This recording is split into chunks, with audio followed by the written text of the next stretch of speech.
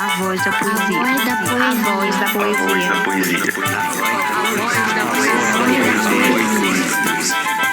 A voz da poesia. Eu sou Isabelle Moreira e estamos começando o podcast A Voz da Poesia. Por aqui, vamos poetizar e prosear à vontade.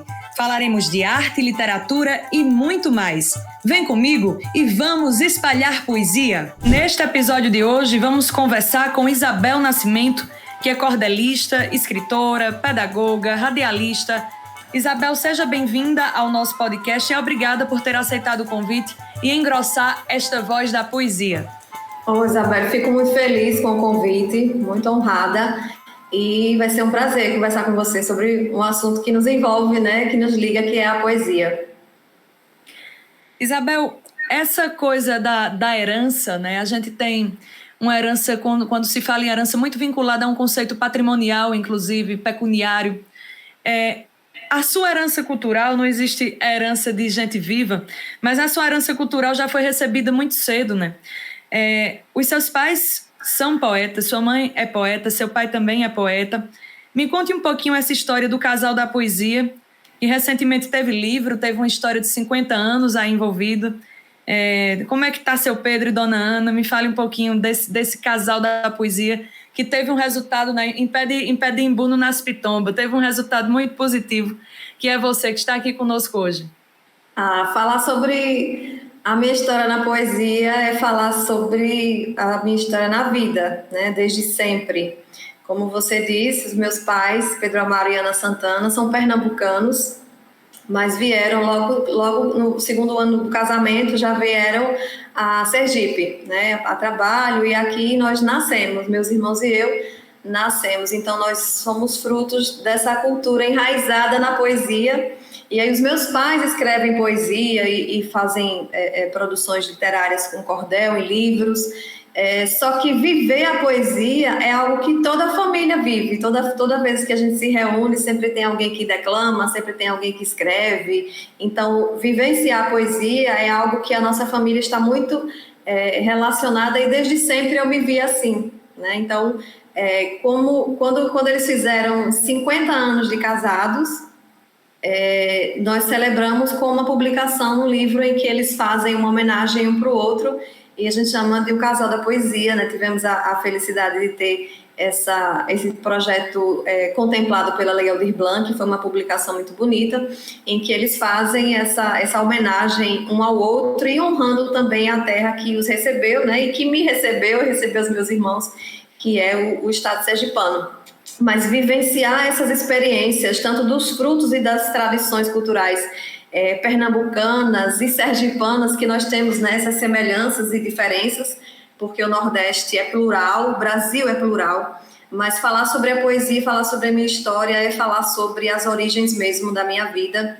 E como geralmente as pessoas me perguntam como foi, seu pai ensinou a você a fazer os versos? E na verdade não, ele foi fazendo e eu fui vivenciando, observando o seu jeito de ser poeta, né? Ele hoje está com 84 anos de idade e continua escrevendo, continua lendo, continua envolvido com a poesia, e agora então que ele tem fortalecido ainda mais as memórias de muito tempo e me contando essas histórias, e para mim eu continuo experimentando a poesia, né? Então é uma fonte constante, né, de criatividade, de arte. Então o ser poesia dos meus pais, né, sobretudo do meu pai, porque minha mãe começou a escrever poesia depois de mim e ela já sabia. Ai, que lindo, teve esse processo, né? Ela é do pai para filha, agora de filha para mãe. Exatamente. Então, como ela sempre corrigia, né? Ela sempre era aquela pessoa das técnicas do cordel, né? Que nós temos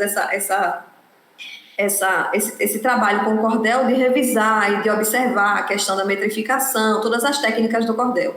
E minha mãe, ela sempre observava isso nos nossos textos e sugeria, falava, olha, aqui fica adequada uma palavra tal, uma sílaba tal. E uma vez eu perguntei, por que a senhora não faz? Né? Se a senhora sabe, se a senhora já vivenciou por tanto tempo esse universo poético. Por que a senhora não faz? Escreve, eu não sei. Mas aí depois eu digo que foi um golpe que eu apliquei na minha mãe, né?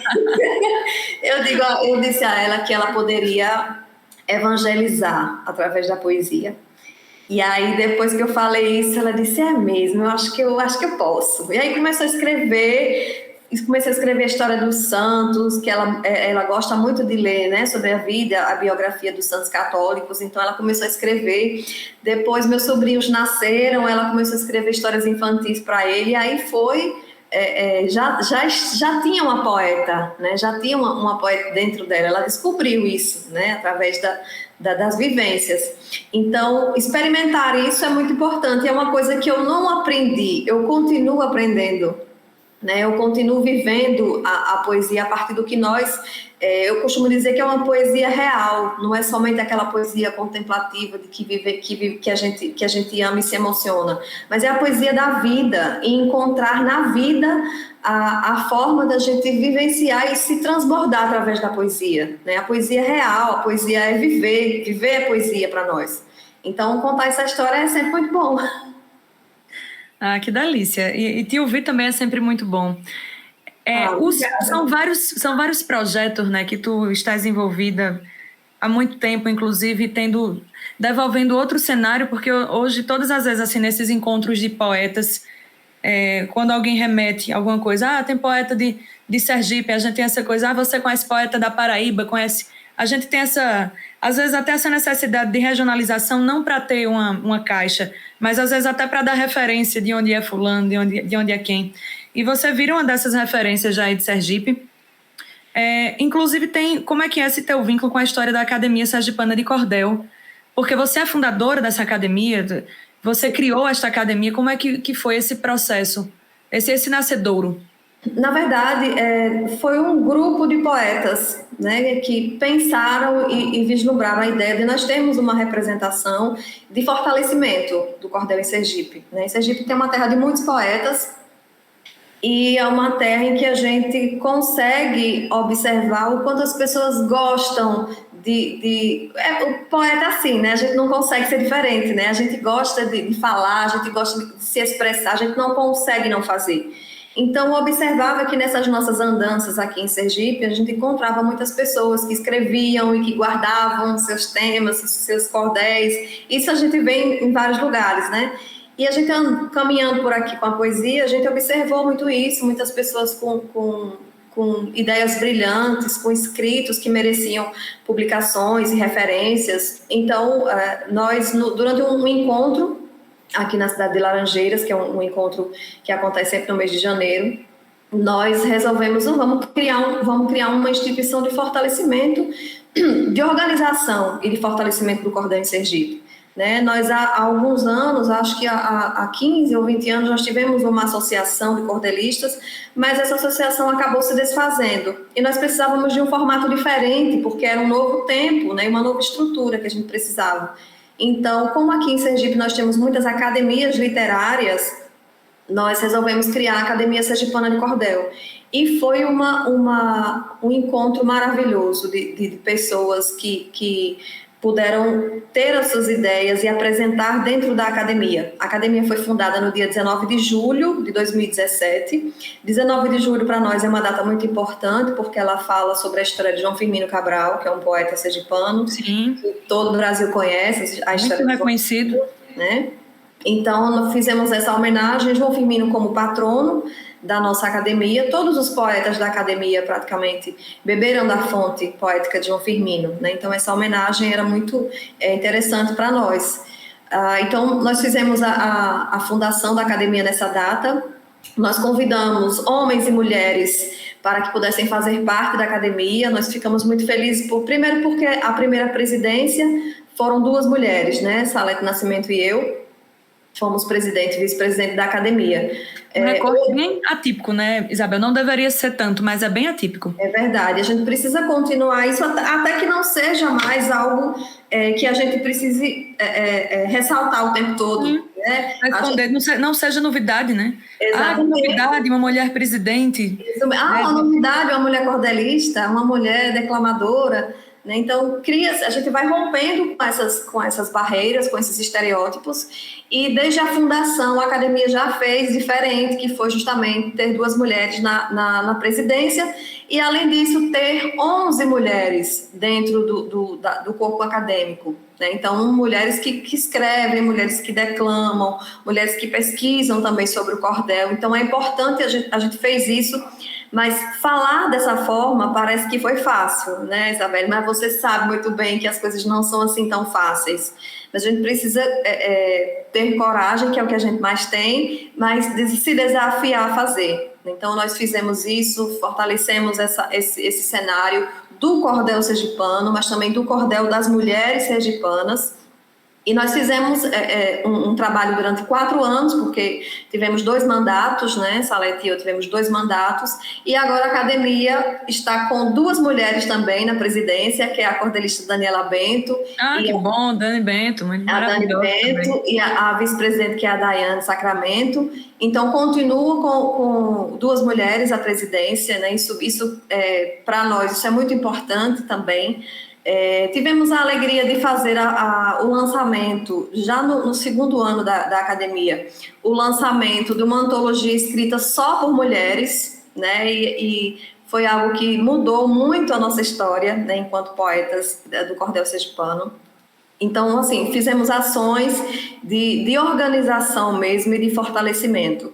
A Academia de Cordel, ela tem características diferentes, porque precisa ter, ela tem características diferentes do universo das outras academias, porque o cordel tem suas particularidades, o cordel tem suas estruturas bem definidas, então a nossa forma de organizar a academia sempre foi pensar diferente, pensar com a liberdade que o cordel nos dá. Né? Quando a gente fala sobre a academia, parece que a gente engessa, mas não é. A gente precisa exercer a nossa liberdade de pensamento, de escrita.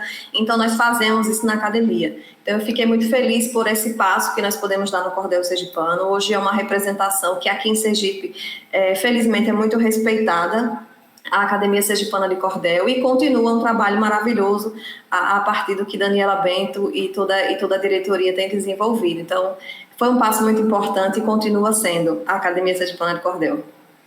Você me deu uma deixa muito boa aí quando fala da coisa engessada, né? Que às vezes remete muito às academias literárias, inclusive.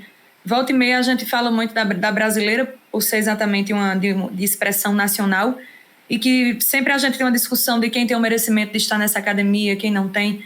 E essa deixa que você me dá exatamente para lhe perguntar, qual é esse papel das academias, assim, ao seu ver, enquanto uma das fundadoras também, ainda membro em exercício, além dessa divulgação da literatura de cordel, qual é esse papel? O que uma academia deve fazer para existir enquanto academia e se portar como a academia de Sergipe tem se portado?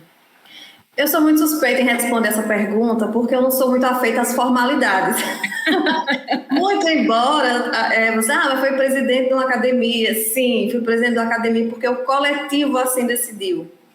Né? Então, eu não sou muito afeita ao que é formal. Eu acho que é isso que me dá gosto de pensar no cordel e de fazer o cordel, porque o cordel, apesar de ter suas características e suas estruturas bem definidas, mas ele me dá uma liberdade de pensamento e eu posso colocar o que eu quiser dentro daquelas regras, eu posso transbordar minhas ideias naquelas regras, né? Então, pensando nisso, falar sobre a academia, qual é o papel da academia? Para mim, e sou muito grata por ter sido presidente fundadora da Academia Sergipana, mas para mim ela poderia ter qualquer outro nome. Falando nisso, não estou desmerecendo a academia, muito pelo contrário, eu estou valorizando a atuação dos poetas, né? Então, nós estamos vivendo num mundo em que muitas pessoas precisam de uma nomenclatura, precisam de uma estrutura, precisam de um formato para observar, reconhecer e validar algumas coisas. Então, a academia, o nome academia, muitas vezes, muitos poetas, inclusive, questionaram, né? Mas o cordel precisa estar numa academia? E aí a pergunta era o seguinte, por que não? Por que o cordel não pode estar numa academia? O cordel pode estar numa academia, o cordel pode estar na feira, o cordel pode estar na universidade, o cordel pode estar no Brasil, no exterior, o cordel pode estar em qualquer lugar. Mas ele poderia ter outro nome, nós poderíamos ter fundado uma associação, um grupo de estudo. O que a gente precisa mesmo é fortalecer, valorizar o cordel e os seus nomes, né? E aí eu coloco na ordem, primeiro o cordel e depois os seus nomes, né? Porque justamente essa é a grande diferença das academias literárias. A academia literária que valoriza a pessoa mais do que o que ela produz, eu acho que é um equívoco. Então, todas as nossas falas dentro da Academia Sergipana é de que o cordel seja fortalecido. E o cordel sendo fortalecido, evidentemente, os cordelistas, os apreciadores, os declamadores estarão reconhecidos e representados nesse fortalecimento e salvaguarda do cordel, que você sabe que é extremamente importante. Então, apesar de não serem feitas as formalidades, muitas vezes questioná-las, eu gosto de ter a liberdade de ocupar os espaços para deixar a nossa marca e a nossa opinião, né? E dizer por que não? Porque quando as pessoas dizem que o cordel não pode estar numa academia, aí é que a gente precisa estar, para dentro daquela estrutura fazer o diferente, dentro daquela estrutura apresentar o que nós somos, né? Então, nós tivemos eu estava até lembrando, um cordelista colocou uma foto, né, na quinta-feira, né, do TBT, hashtag TBT. Colocou uma foto da fundação da academia. Foi um dos dias mais bonitos da minha história enquanto cordelista aqui em Aracaju, porque todas as academias sergipanas estavam representadas, mas a gente fez do nosso jeito, sabe? O discurso foi declamado em poesia, sabe? A nossa roupa tinha simbologia. Foi um encontro cheio de simbologias que traziam o cordel à evidência, que faziam a poesia brilhar. E por que não o cordel brilhar? O cordel não brilha na feira, brilha na rua, brilha no teatro, e por que não dentro da academia? Sabe? Então eu gosto desse jogo que a vida nos apresenta, e aceitei o desafio. Acho que o papel das academias, e aí eu falo pela Academia do Cordel, é fortalecer o cordel, é salvaguardar um patrimônio cultural e, consequentemente, por tabela, né, e merecidamente, valorizar os poetas e as pessoas que lutam e que vivem o cordel todos os dias. Ah, maravilha. Essa coisa, quando tu fala, é muito importante porque, né, essa dúvida do merecimento do cordel, das academias, né, dos títulos, de receber os aplausos, o merecimento, o reconhecimento. Porque quando uma arte tida como erudita, uma literatura, uma expressão artística, sei lá, uma obra de arte plástica, sai da parede de um museu ou de uma sala de visitação, de uma galeria de arte e vai para o meio da feira, da praça, aí todo crítico da cultura e da arte chama isso de inclusão, de expressão inclusiva. Quando o cordel sai da feira e vai para dentro de uma academia, aí chama de enxerimento, de que não precisa. Há um incômodo, né, impressionante com essa nossa nomenclatura. Ninguém nunca questiona por que um romance está dentro das academias, uma crônica, um conto, quando o cordel é sempre questionado ainda este papo de uma literatura menor, né? E a gente vem nesse processo de desconstrução disso, enfim, de desmentir, na verdade, de reforçar qual a importância do cordel. Mas que bom, que maravilha esse seu olhar em relação para as academias e organizações da nossa linguagem. Isabel, essa sua inovação, né, me parece que todo poeta é um inquieto, toda poeta é uma movimenteira das palavras, das artes, das ações mesmo. Eu tô neste podcast, inclusive quem está nos ouvindo até aqui é porque está interessado ou interessada na nossa pauta poética. Quem chega para ouvir o podcast A Voz da Poesia já é procurando essa nossa pauta poética. E é um experimento que eu estou trazendo agora, nessa modalidade de podcast, já nesse contexto pandêmico que todo mundo acabou se moldando um pouco para as redes sociais, mas você, com o projeto Cordel de Quinta, foi um projeto anterior à pandemia e você já tinha um olhar diferenciado para esse tipo de trabalho, não necessariamente com podcast, mas com apresentações ao vivo, que a gente depois popularizou as modalidades de live, e você já tinha esse tipo de trabalho ocupando espaços no Facebook inicialmente. Sim. E, salvo engano, né, você me corrija se eu estiver equivocada, e depois estendeu esse projeto para YouTube e outras redes. Como é que foi para você montar isso e qual foi essa sua percepção de ocupar um espaço da rede social que parece óbvio, mas não é tanto, porque a gente ainda estava ali um pouco duvidoso em relação de como ocupar essas redes sociais quando não somos necessariamente influenciadores digitais, youtubers, essas outras modalidades de influência midiática no plano digital, quando na verdade a gente precisou se adequar para ter um plano de divulgação virtual, né? Então existe um liame ali, a gente vira a frase popular, fulano é blogueirinho, é quando você está divulgando muito alguma coisa e na verdade tem esse liame de divisão. Como é que foi para você? Porque isso foi uma inovação, isso foi em torno de 2017 para 2018, como é que foi isso aí?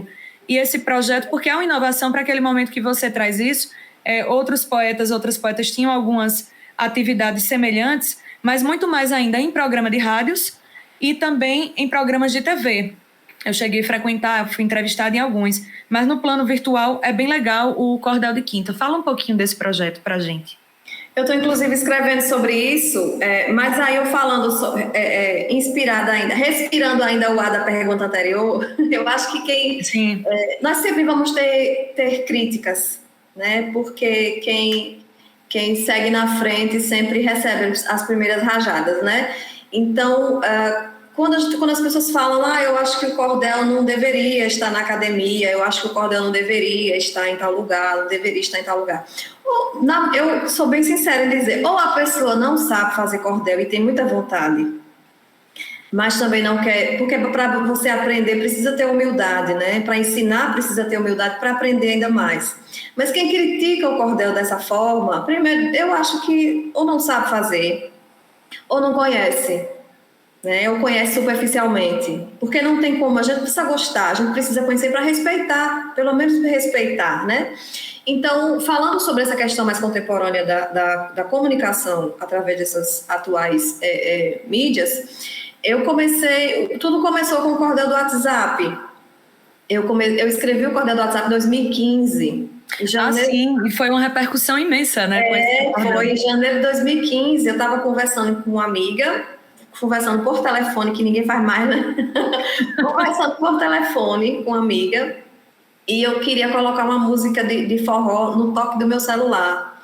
E aí eu disse a ela, mas eu não vai adiantar, porque meu celular não toca mais, só é mensagem, eu não falo mais no telefone, então eu não vou poder colocar essa música de forró no toque do meu celular.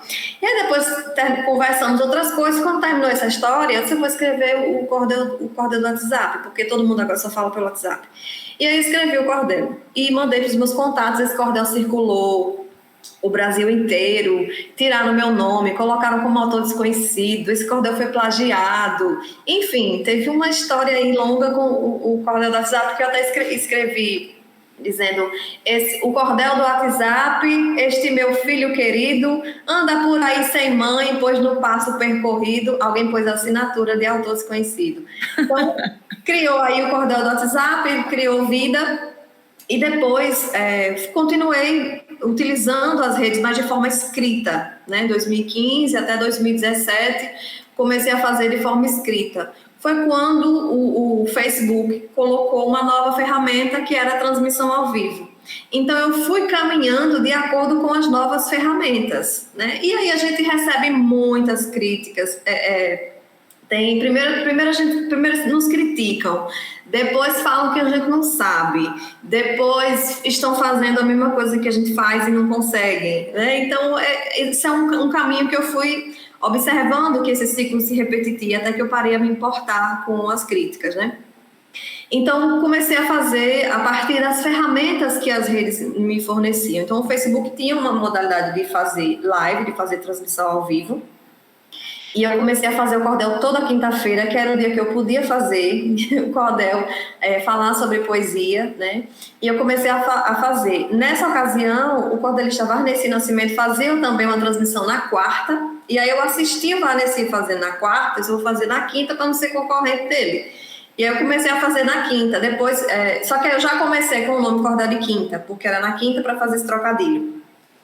E as pessoas começaram a assistir, era uma forma de reunir as pessoas num lugar só, pessoas de vários lugares, inclusive pessoas da família que queriam ouvir poesia. E o interessante, Isabela, é que o assunto nunca esgotou. Falar sobre cordel toda quinta-feira, durante 3, 4 anos, o cordel nunca esgotou o assunto, nunca esgotou o tema. E aí inicialmente eu falava sozinha, porque não tinha essa modalidade de fazer outra tela, né, de falar como nós estamos fazendo aqui. Mas existia uma forma que era somente a gente falava e as pessoas escreviam, e começou a se tornar um programa mesmo, né, virtual. E aí eu comecei a sentir falta de conhecimento técnico para poder fazer com mais qualidade, porque a gente vai apurando, né, o olhar, né, a gente vai observando. Eu comecei a sentir vontade de fazer algo de forma mais técnica e melhor, né? Eu pensava dessa forma. E aí eu fui estudar rádio e televisão, eu fui fazer um curso de rádio e TV, que me deu muita abertura de entendimento para fazer outras coisas, para fazer vídeos, para observar as ferramentas. E aí veio a pandemia. Né? Quando chegou a pandemia em 2020, o Cordel de Quinta, que era um programa semanal, eu comecei a fazer durante 40 dias, que era a quarentena poética, né? E aí já não ficou mais o Cordel de Quinta, porque não era na quinta. Eu fiz 40 dias de live e aí já foi no Instagram. Nessa ocasião, o Instagram não salvava as lives, né? E não fazia, dividia a tela já, mas não salvava. Então eu fiz 40 dias, mas só consegui gravar 10 programas, que aí estão no meu canal do YouTube. Começava a conversar, a falar com as pessoas, e isso só crescia, né? Essa riqueza que a gente tem do cordel é inesgotável, né? Porque cada um tem uma história, cada um tem uma percepção, cada um conta de uma forma, fala sobre a mesma literatura. E a gente observa que o cordel é uma riqueza. Esse ano eu estou fazendo 35 anos de escrita em cordel, porque e aí eu observo que só aumenta, né? Ninguém sabe tudo sobre a poesia, ninguém sabe tudo sobre tudo, né? Então a gente vai descobrindo, eu converso com você e aí eu observo suas histórias, observo a sua caminhada, observo a sua forma de ver a poesia e a vida. Então eu vou aprendendo com isso, só cresce. Então utilizar essas ferramentas foi e continua sendo muito importante. É claro que eu gosto muito da publicação em livro, eu gosto muito da publicação em folheto, eu continuo fazendo, né? É como o e-book e o livro normal. Né? Eu continuo gostando das outras formas, mas é inevitável a gente a gente dizer que não vai utilizar os recursos tecnológicos, porque eles começam a fazer parte da nossa história, né? O cordel, como qualquer outra cultura, ele não é uma coisa engessada. O cordel é uma coisa viva, que acompanha as transformações da sociedade. E a sociedade tem se transformado de forma muito rápida, de forma muito importante, inclusive, porque observar a voz de quem não era ouvido é muito importante, e as redes sociais fazem isso. A gente observa que antigamente a televisão era que dava as pautas para nós, né? Nós assistíamos aquilo que a TV dizia que a gente precisava assistir. Hoje, quem pauta a TV, os jornais, as coisas que passam na televisão são as redes sociais. Primeiro, é na rede social que acontece, depois é que a gente vai assistir o jornal, porque são formatos diferentes. Mas as redes sociais é um caminho muito interessante para a poesia, e a gente precisa fazer tudo isso com muita consciência e pé no chão, entendendo a importância, porque o virtual, ele não substitui o presencial, mas ele é uma parte muito importante, ele é algo que a gente precisa saber aproveitar e aproveitar com sabedoria. E aí quem me pergunta, vamos fazer vídeo, faça vídeo, escreva, publique livro, faça folheto, faça vídeo, faça live, faça das formas que nós temos hoje, porque se essas formas acontecessem há 100 anos passados, as pessoas utilizariam, e por que não? né? Então, eu acho muito viável, muito interessante, e estou escrevendo sobre isso, sobre essas transformações a partir dos programas. Acho muito legal você fazer o podcast, acho muito bom. E aí, inclusive, vou inserir também o seu trabalho com o podcast nesse escrito, que é uma pesquisa mesmo, né? Sobre essa contemporaneidade das comunicações e onde o cordel se insere neles. Assim, é uma audácia minha, né? É um enxerimento meu estar neste podcast, porque também é mais uma forma de comunicação, mas também de um campo de aprendizado novo, uma brincadeira que está sendo feita, mas de maneira muito séria, conversando com pessoas muito preparadas, e aí eu fico aqui também aprendendo um bocado com os meus convidados, com minhas convidadas, que são espaços coletivos. E aí, por isso também essa modalidade da conversa, não necessariamente uma entrevista em si, assim. Por isso que eu pontuo, eu seria uma entrevistadora inconveniente, porque eu pontuo muitas falas, eu acabo conversando, dialogando mais, porque seria uma pretensão dessa modalidade de entrevista. Eu acho que fica mais charmoso ser uma conversa, eu me sinto mais à vontade, assim. Mas você faz parte desse universo. O que eu tô falando, você sabe, você sente, você experiencia. Então, você faz parte disso, não tem como ser diferente. Você tem história para isso, com certeza.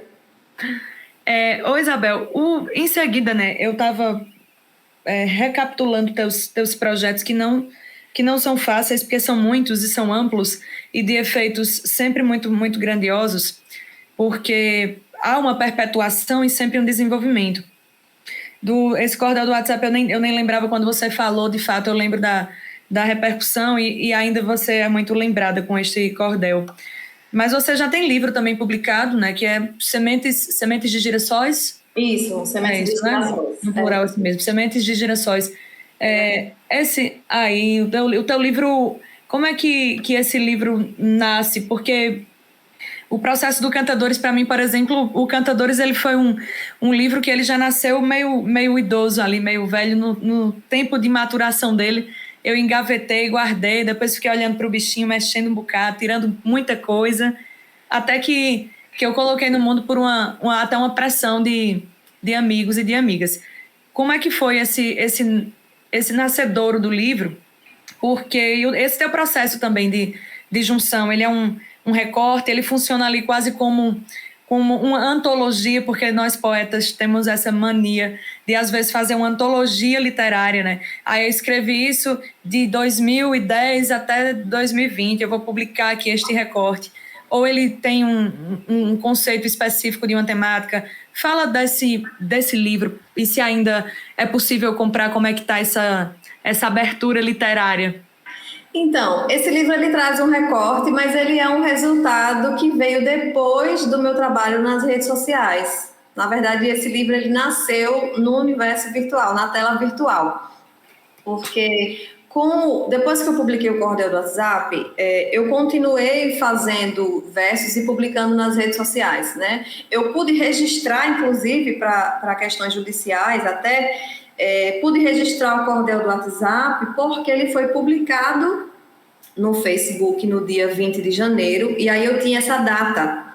E aí, com o print dessa data, ou seja, a gente tem formas de defender quem escreve virtualmente. A gente acha que escreveu e está no universo, a gente não tem direitos, tem. E eu pude registrar o Cordel do WhatsApp porque por conta de um print que eu fiz do Facebook na data que ele foi publicado. Isso valeu o registro e valeu também a questão judicial que eu ganhei até, fui indenizada porque um apresentador fez um plágio desse cordel. Mas o livro Sementes de Girassóis, ele é um resultado de poesias que eu continuei publicando nas redes sociais, temas que as pessoas pediam, temas que eu queria falar. Depois disso, eu comecei a escrever para um jornal aqui em Sergipe, que é o Jornal Se Informe. Comecei a escrever semanalmente esses temas e comecei a interagir mais com as pessoas. Depois as pessoas começaram a perguntar, eu quero aquela poesia, cadê? Onde é que está aquela poesia? Né? A gente ainda tinha eventos presenciais e eu declamava os cordéis, mas eles não existiam concretamente. E aí eu comecei a sentir falta desse material, porque na verdade eu não me sinto pressionada a fazer as coisas, né? Eu vou fazendo as coisas à medida que eu sinto necessidade. Mas eu já tinha muitos cordéis publicados e as pessoas começaram a pedir livro, eu quero livro, né? Como se a gente só fosse escritor se tivesse livro. Escritor é quem escreve. Essa validação existe muito. Escritor é quem escreve, né? No meu entendimento. Se você escreve e guarda, você não deixa de ser escritor, você está escrevendo, né? Mas aí as pessoas começaram a cobrar, e eu disse, não, calma, tenham calma que não é agora. Mas aí, na medida que eu fui fazendo minhas apresentações, as pessoas começaram a pedir aquela poesia, eu queria aquela poesia. Como eu sou professora também, muitos professores, né? Eu queria trabalhar aquela poesia em sala de aula, então dava muito trabalho mandar os poemas de uma em uma pessoa. Eu disse, eu vou publicar isso num livro, que vai facilitar a minha vida. E aí eu também fiz uma enquete nas redes sociais, aí já foi no Instagram, fiz uma enquete perguntando quais eram as poesias que as pessoas achavam que deveriam ter naquela obra. A obra já tinha nascido, porque eu gosto muito de girassol, né? Todo mundo sabe que eu gosto muito de girassol. E aí as pessoas votaram nas poesias já conhecidas. Depois eu escrevi outras e comecei a criar, né? Dar formato, dar o formato físico a isso, né? Pensando nas ideias. E aí eu fiz o lançamento desse livro, que foi em 2018, no dia da primavera, dia 22 de setembro de 2018. Foi um evento muito bonito, foi uma das datas também muito marcantes para mim, porque eu gosto das coisas quando tem significado. Quando eu consigo dar significado às coisas, isso para o que é bom e para o que não é, acontece, né? Mas significados positivos a poesia tem me dado. Então, quando eu consigo sentir esses significados, eu sei que é um caminho legal. Então, foi muito bom. Reunimos músicos, leitores, escritores, amigos, a família, e fizemos o lançamento desse livro em 2018. Ele hoje saiu a segunda edição esse ano e tem à venda sim, pode ser através das minhas redes sociais, isabel.cordel, ou então, para quem está em Aracaju, pode ser na livraria Escariz. E aí eu continuei fazendo e as pessoas começaram, cadê o segundo livro? É que nem filho, né? Quando a gente não tem filho, o povo pergunta, quando é que vai ter um filho? Quando a gente tem o primeiro, quando é que vai ter o segundo? Como se a gente tivesse que seguir regras. Mas eu preciso ainda sentir o momento, continuo escrevendo, continuo produzindo, criando, mas as coisas para mim eu preciso perceber o momento certo, né? Então eu continuo fazendo e Sementes de Girassol está aí como resultado desse trabalho nas redes sociais, que foram muitas poesias de 2015 a 2018 que foram feitas nesse período nas redes virtuais. E aí nasceu Sementes de Girassóis. Aí, mais uma intimidade tua com as redes e um retorno imediato, né? Porque quando o pessoal vota na poesia que vai ser publicada, cria uma intimidade literária e uma curadoria bem moderna. Você Verdade. E é um diálogo mesmo, porque tem pessoas, Isabel, que eu converso nas redes sociais há muito tempo. Com a pandemia, claro, a gente não pôde se encontrar, mas a gente estabelece amizades, ou seja, o virtual, ele tem uma grande dose de realidade, né? O virtual, ele é uma outra realidade, ele não foge da realidade, né? Como se o que está na tela não fosse real, é muito real. E a gente viu agora com as nossas necessidades de comunicação, né? Ou de comunicação, ou de consumir a arte, de ver a importância da arte, né? Que nos salva, que nos mantém equilibrados, que nos resgata de muitas situações. Então, o virtual, a gente viu agora como ele pode ser real. E para mim, essas relações com as pessoas que leem, com as pessoas que dão sugestões, que criticam, eu aprendo muito e eu gosto muito desse retorno. Para mim funciona um bocado. Os livros e cordéis, por exemplo, no meu Instagram, quando eu posto que estou enviando livro e cordel, é sempre impressionante, porque eu posto que vou enviar, aí tem um monte de compra, aí eu espero um pouquinho, monto tudo, envio tudo. É sempre que essa divulgação há uma provocação ali. É uma realidade porque é um retorno imediato, né? Sim. É um outro mercado, inclusive, que a gente consegue alcançar. Exatamente. Para ter é um eixo de mercado também que a gente consegue alcançar, porque a minha poesia ela acabou chegando a muitos lugares que eu não tinha conseguido adentrar ainda. E até lugares que eu nunca fui pessoalmente, assim. Lugares que eu não conheço, já enviei livro para lá, que eu sei que tem gente que acompanha o meu trabalho de lá. Esse retorno é bem bom mesmo. E olha que eu sou um tanto atrasada ou adiantada no meu tempo, porque eu me adiantei para as redes sociais para o tempo que eu imaginei que eu fosse me adaptar. Mas comecei a ocupar mesmo, a entender a dinâmica de como funciona. Ainda fico meio esquecida das redes em alguns momentos. Mas é algo que eu consegui devolver para a minha obra, assim, de um modo legal. Eu consigo ter essa divulgação e uso mesmo as redes hoje de uma maneira para a divulgação do meu trabalho. Legal. Eu acho que vem sendo para todo mundo, né? Nos últimos anos a gente teve que se mutar também para isso, de certo modo. É verdade. São as transformações do mundo, né? Uhum. Poeta, você é pedagoga, né? Sou pedagoga. Outra inflamação danada essa daí. Poeta e pedagoga, ou 2P para gostar do movimento e que faz mudar a diferença, né? Que faz diferença, aliás, na vida das pessoas. Essa literatura de cordel precisamente o folheto, e a poesia como um todo, essa poesia como um leque, o cordel enquanto uma nomenclatura desse leque poético, já adentram muito as salas de aula com projetos, oficinas, atividades formativas, mas de que maneira essa poesia, essa literatura, ela pode ainda se fazer presente cada vez mais nas escolas? De que maneira isso pode ainda ser mais frequente? E qual a importância, Isabel, de ter esta poesia, a nossa poesia, dentro das escolas? Perfeito. Isabelle, eu sou. Não é que eu tenha muita idade, né? A gente vai vivendo e vai escondendo a idade. Não, deixa essa matemática para depois. Vamos gastar matemática na poesia. Vamos ficar com a letra, não esquecer os números por enquanto. Falar sobre o cordel em sala de aula é muito interessante, porque eu já vivenciei um tempo em que eu tentava levar o cordel para as minhas práticas pedagógicas e era muito mal visto.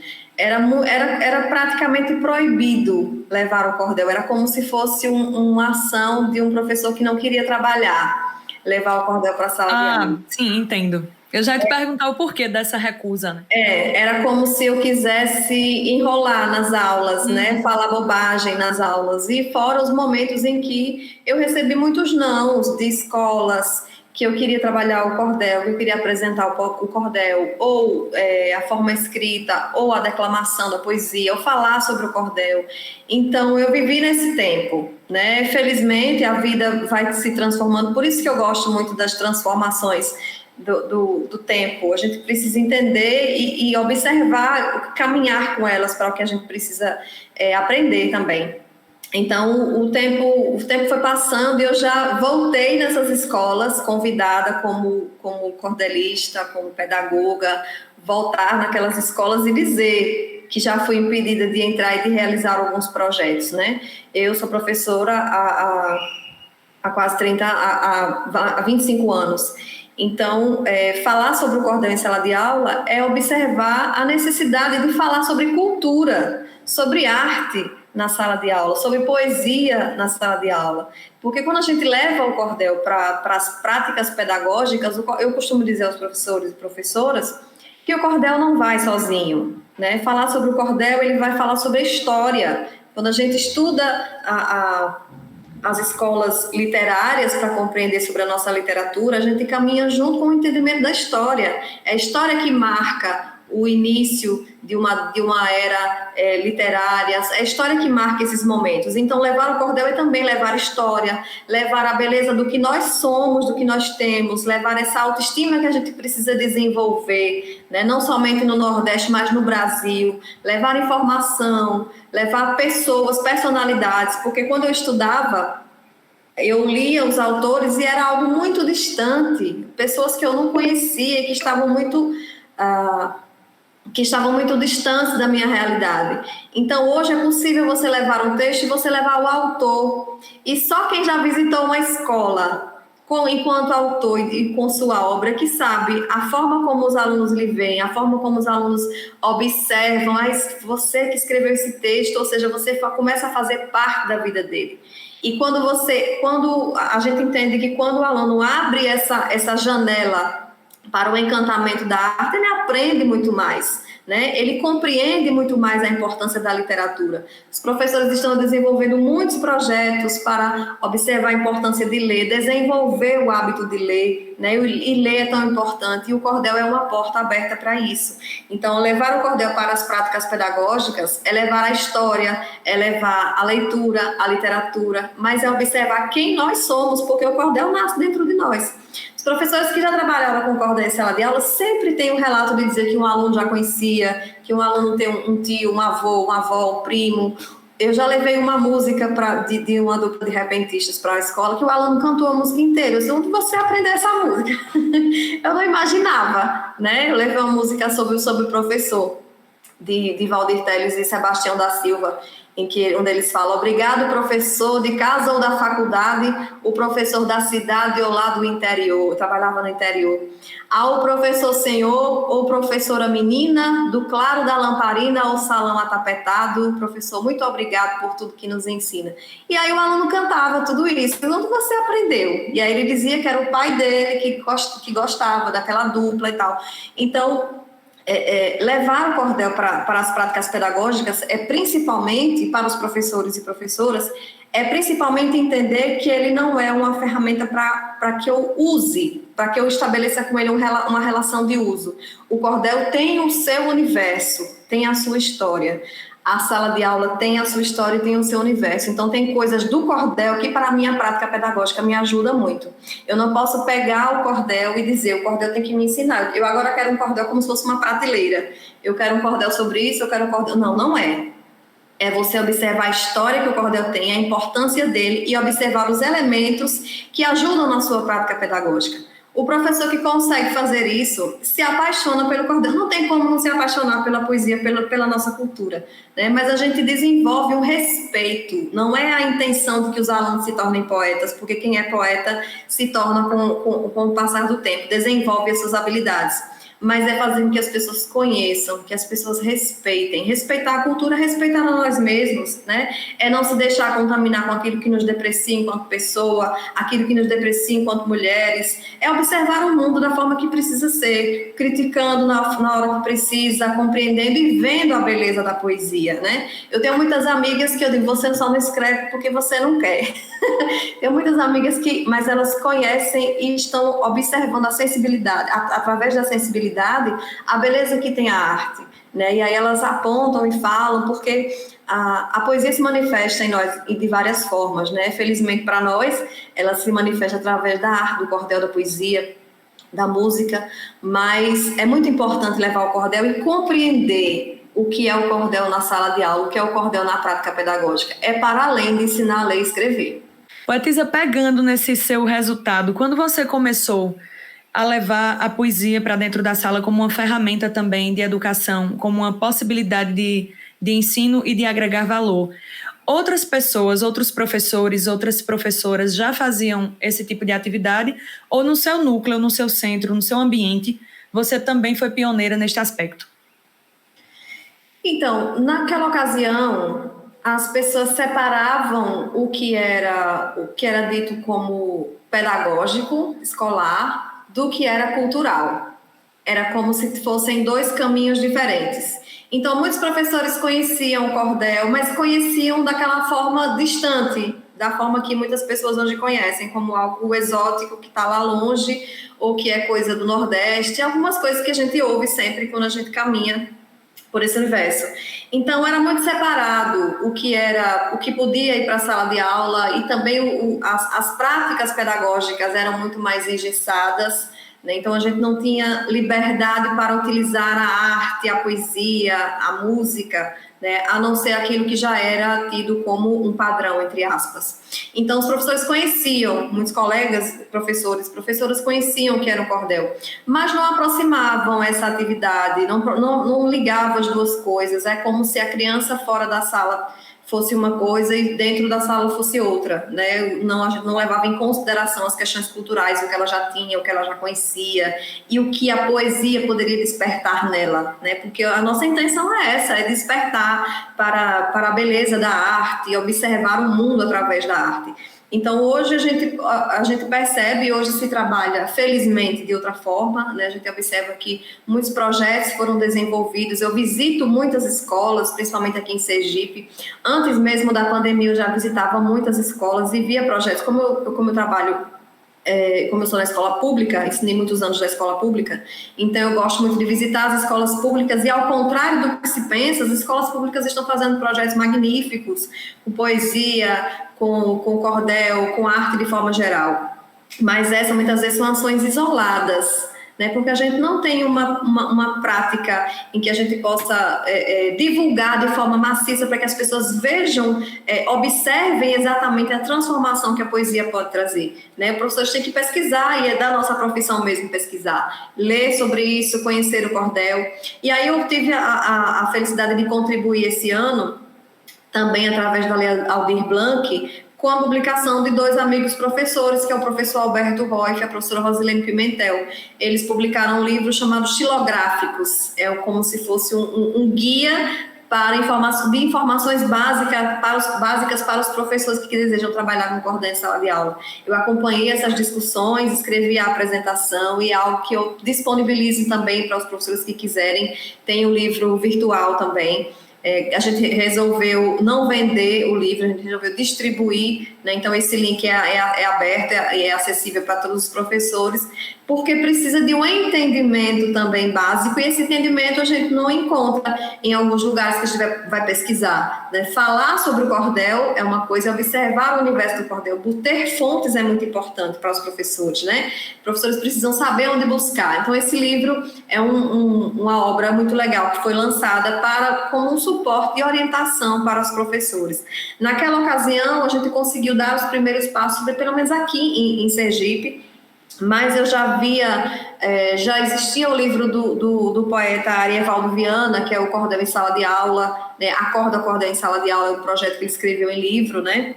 Arievaldo Viana, que nos deixou há alguns anos, mas eu adquiri esse livro, observei, pesquisei sobre esse livro, utilizando também os cordéis que a gente tinha, os meus cordéis, do meu pai. Então, eu comecei a trabalhar isso e, aos poucos, consegui envolver os professores através da compreensão da importância de trabalhar o cordel como prática pedagógica, respeitando o cordel e buscando compreender o que é o cordel e quais são as atividades que a gente pode realizar em todas as fases, né? Em todas as séries a gente pode utilizar o cordel.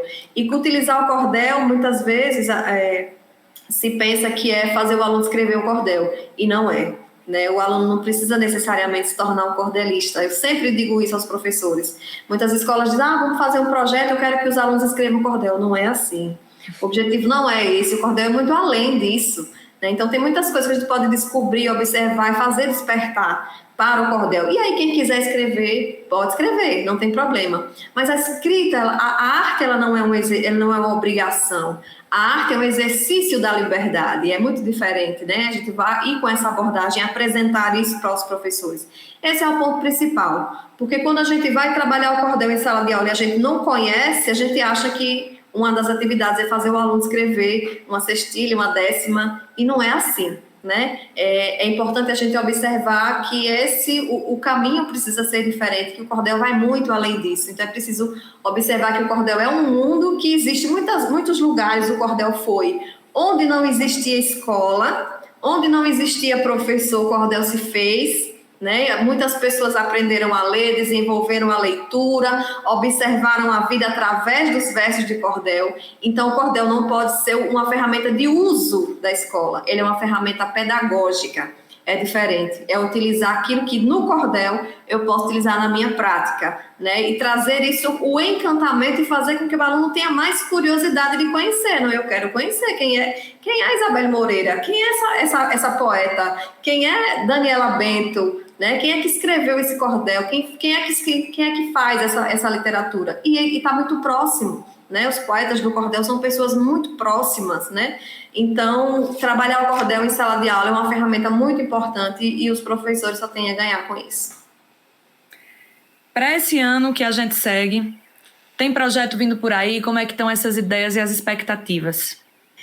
Então, tem projeto por aí. Como a gente já tinha conversado, né? Já venho trabalhando muito tempo com as ferramentas digitais. Eu pretendo continuar e aperfeiçoar à medida que as coisas vão se transformando também. Mas no ano da pandemia, em 2020, né, eu intensifiquei essas atividades. Eu precisei também dar uma pausa em 2021. Em 2021 eu precisei parar, porque nós também não somos máquinas, né? Então eu precisei me afastar um pouco das atividades. Optei por fazer isso, né? Optei por buscar fazer outras coisas, ler, olhar mais para aquilo que eu não tinha tempo de ver.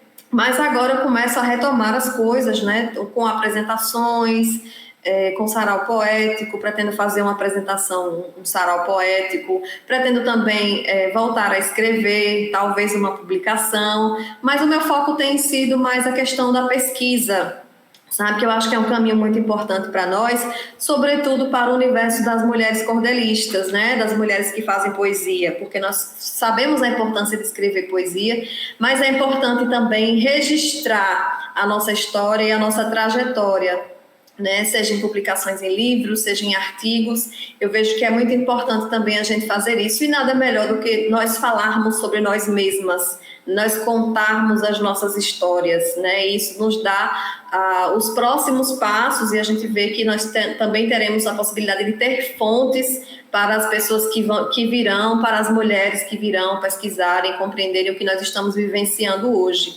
Nós estamos num tempo de muita transformação em todo o mundo, em todos os segmentos, e a poesia não ficou de fora.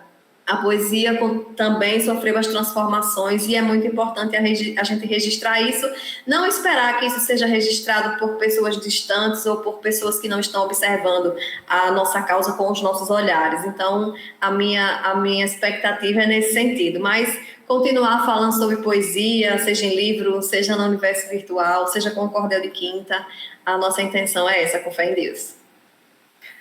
Isabel, que todo o projeto realizado este ano, em torno desses seus 35 anos, possa ser celebrado com muita alegria, com muita verdade, que é o resultado, são frutos de um trabalho árduo, intenso, necessário que você tem feito ao longo dos anos. Eu pude acompanhar um tiquinho, a pontinha desse trabalho recentemente, né?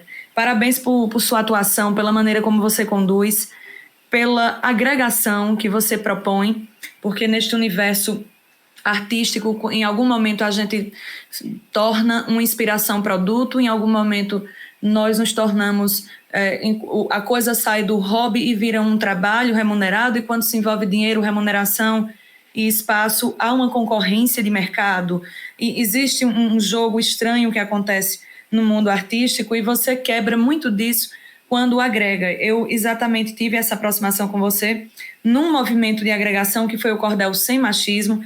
Você atua muito bem nesta união, unificando forças e ecoando a voz da poesia, não só sua, mas uma voz que é de todas nós, uma voz que é de todo mundo que está no movimento poético. Então, quando você fala, me parece, eu sinto isso, que você também fala por mim, em Sergipe, que você também fala por Helenilda Amaral, por Francisca Araújo, por Daiane Rocha, por Monique D'Angelo, por vários poetas e poetisas, enfim, que estão nesse nosso mesmo percurso, nesse mesmo caldeirão. Então, muito obrigada por ter aceitado o convite de estar aqui conosco hoje, neste podcast. É um episódio bem especial também com você, como todos os episódios que eu tenho gravado, tem uma questão também afetiva com essas temporadas iniciais deste meu trabalho. Então, muito obrigada mais uma vez por estar conosco nesta soma.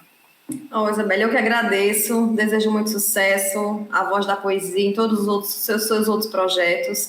Fico muito feliz com suas palavras e me visto dessa consciência mesmo do que nós somos e do que nós podemos ser. Eu acho que a nossa relação diz muito disso, né? A gente não se conhece pessoalmente, mas nós temos um laço, né, que nasceu aqui na virtualidade, mas que é real e que é de unir forças e de caminhar juntas. Eu espero muito em breve encontrar você e lhe dar um abraço de fortalecimento mesmo na nossa história. Você também me representa, a forma como você fala, a forma como você atua artisticamente.